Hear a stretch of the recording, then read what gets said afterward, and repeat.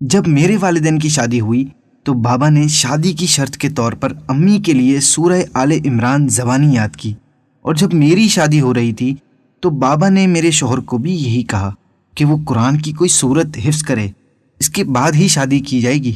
یوں مجھے قرآن کی کوئی سورت چوز کرنے کا کہا گیا تو میں نے سورۃ النور کا انتخاب کیا۔ ایک طرف تو شادی کی تیاریاں ہو رہی تھیں تو دوسری طرف میرے شوہر سورت حفظ کر رہے تھے۔ ہر وقت ان کے ہاتھ میں قرآن ہوتا اور وہ سورت یاد کر رہے ہوتے۔ شادی سے کچھ دن پہلے میرے شوہر بابا کے پاس آئے سورت سنانے، جو انہوں نے پوری حفظ کر لی تھی۔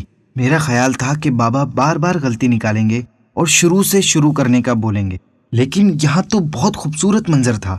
انہوں نے آہستہ آواز میں تلاوت شروع کی، حیران کن طور پر ایک بار میں پوری سورت سنا دی، ایک لفظ بھی نہ بھولے۔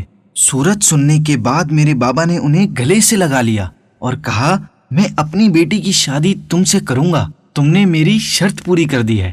انہوں نے مجھے کوئی قیمتی زیور خرید کر نہ دیا، ہم دونوں کے درمیان شرعی حق مہر اور یہ شرط ہی کافی تھی، اور شاید یہ قرآن ہی کی برکت تھی کہ شادی سے لے کر اب تک کے معاملات بالکل ٹھیک ٹھاک چل رہے ہیں، آگے بھی انشاءاللہ ٹھیک ہی رہیں گے۔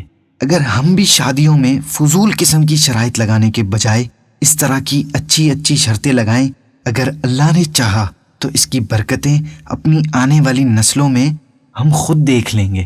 اب میں سوچتی ہوں مستقبل میں میری بیٹی اپنے لیے کون سی صورت کا انتخاب کرے گی۔